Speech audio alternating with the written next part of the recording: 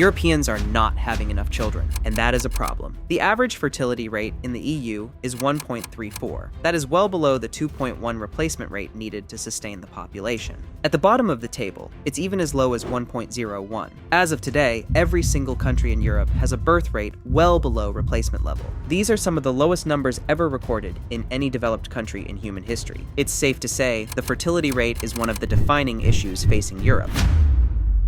So why is this? Well, the reasons are many. People like to point towards cultural explanations like individualism, dating apps, people wanting to travel. And I won't deny that that definitely plays a role. But let's flip the question around. Because even if we set aside the people who genuinely don't want kids, what about the ones who do? Can they? Why don't they just do it? What's standing in their way? Let's find out. When it comes to family creation, the traditional sequence has always been stable job, stable partner, stable home, then you start your family. Well, the home ownership situation in most major European cities is, to put it mildly, not looking all too good. The EU average age for moving out of your parents' place is now 26.4 years. In some countries, it's even later than 30. In fact, around 30% of Europeans aged 25 to 34 still live with their parents. In countries like Italy and Greece, it's above 50%. Let's not sugarcoat it. That's absurd. If young people cannot even move out of their parents' place, how on earth are they going to buy a house? Most people want not only a stable place to live, but a nice place to live before they have kids. In most major European cities today, neither is possible. The housing issue is one of the major reasons the fertility rate is so low, but it's not everything. The second hurdle young Europeans face relates to work and affordability. Europe has a massive issue of youth unemployment, wage stagnation, and inflation, all of which turns family formation into some kind of a mythical fairy tale. If you look at EU youth unemployment, for instance, it's now at 15%, but that's just the average. In some southern European countries, it's even worse than that. Spain and Greece, for example, both have a youth unemployment level above 20%. In Italy, roughly 1 in 5 young people are classified as NEET, not in employment, education, or training. These are people in their mid to late 20s with no reliable income, no foundation, no launch pad. And for the ones who do have jobs, well, if you've tried just existing for the past 20 years, food has gone up, energy bills have gone up. With the current cost of living crisis, just keeping yourself alive at all is becoming harder and harder. Up until the 60s and 70s, wages actually grew in a way you could feel. As a young person, you could actually build a future without having to be a rocket scientist. Although, I think not even rocket scientists are doing well these days. 50 years ago, a stable job at 24 was a reasonable expectation rather than a whoa dude. How'd you do that? Well, those days are long gone. So, why isn't anyone doing anything? Well, they are. Some governments here in Europe are at least doing something. I'll give them that. Some countries have tried one-off baby bonuses, modest tax credits, or like the Swedish city of Sollefteå, hosted a love week. Yeah, I'm not kidding here. They did that. On a more serious note, though, the most ambitious experiment in Europe has been Hungary. The government, then led by Orbán, offered lifetime income tax exemptions for mothers of 4 or more. They also offered free IVF and mortgage subsidies for families with children. In total, they committed roughly 5% of GDP to pro-natalist family policies. That's one of the highest anywhere in the world. And as luck would have it, Hungary's very low fertility rate rose from around 1.23 in 2011 to a peak of 1.56 in 2021. Simultaneously, you saw marriage rates go up, and it was held up internationally as proof that political will could reverse this dire trend. But unfortunately, the rate has since declined again, and new research suggests Hungary's family policies mostly just accelerated births that were going to happen anyway, rather than genuinely convincing people who otherwise wouldn't have children to have them. Hungary spent a fortune trying to solve this issue, and still sits well below replacement. So what went wrong? The issue isn't that Hungary tried and failed, it's what they targeted.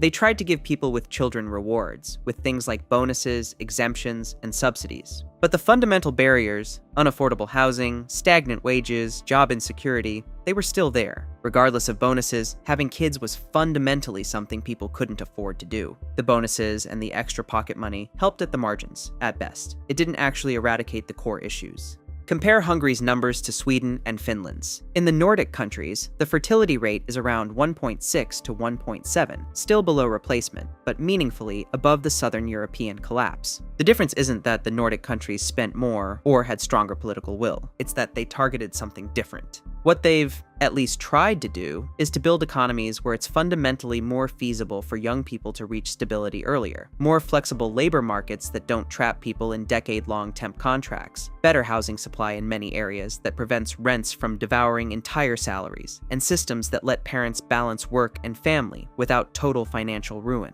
I'm not saying big government welfare spending is the only way to go about it. I'm sure there's other ways to accomplish the same thing. The point isn't a defense of the Scandinavian system. The point is that what they've done is to build an economy in which it's fundamentally fine to have kids. If you want to understand why European birth rates are where they are, and what would actually change, that's what you need to look at. So, is the solution for Europe as simple as fix their economies? Well, that goes a long way, but it still leaves out maybe the most important significant factor of all. And that is that people do not have children purely on the basis of financial calculations. If they did, the poorest countries in the world would have the lowest birth rates. They don't. People have children when they believe tomorrow will be better than today, when they trust that the society they're bringing a child into is going in the right direction. They have children when the future feels like something worth building toward, rather than something to brace against. People have children when they feel optimism. Go back and look at the Great Depression. In the 1930s, European and American birth rates collapsed. Between 1926 and 1936, it was down 26%. Why? Well, because the economy sucked, of course, but primarily because people genuinely did not trust that tomorrow would get better. Then, as economies began to stabilize in the mid-1930s, birth rates started climbing again. With public works, job programs, and infrastructure projects, people started seeing tangible progress. They started seeing how fewer neighbors were unemployed, they saw institutions actually functioning, they saw new stuff being built. All in all, they got a sense that there might be a better tomorrow after all. Right before the outbreak of World War II, birth rates started to recover again, for the simple reason that people had hope. So, how much hope does the average person feel today? A youth survey from 2024 found that only 38% of Europeans aged 15 to 35 believe their generation will be better off than their parents. The vast majority does not. That number is the answer to the fertility rate. The problem is not that young Europeans are too selfish, it's that they're pessimistic. And who can blame them? If we want to fix the European birth rate, the best thing we can do is to make it so that people actually, truly feel excited about tomorrow. And I'm not talking about spreading some kind of government propaganda or giving false hope. No, we need to actually fix our civilization. Until that happens, the numbers will keep falling. Let's get a little personal for a moment. Most young Europeans I know would like a family. The idea of earning enough money where you can comfortably care for a family, not just get by, but actually offer a wonderful life to your spouse and kids, is something most people I know would want. The idea of owning your own house, being nested in your local community, and seeing it all come to fruition is not a fringe, freakish thing to want. I believe most people want that. The problem is that everything I just described is, in today's world, an exceptional outcome. It's far from the average person's outcome. If I'd meet someone on the streets of Paris, Stockholm, or Budapest who said that by the age of 28, he had a stable job earning him a good livable income, he had a decent amount saved up, he owned his own house, and his wife was expecting their second child, I'd be in awe. I'd be shocked by this man's incredible life achievements.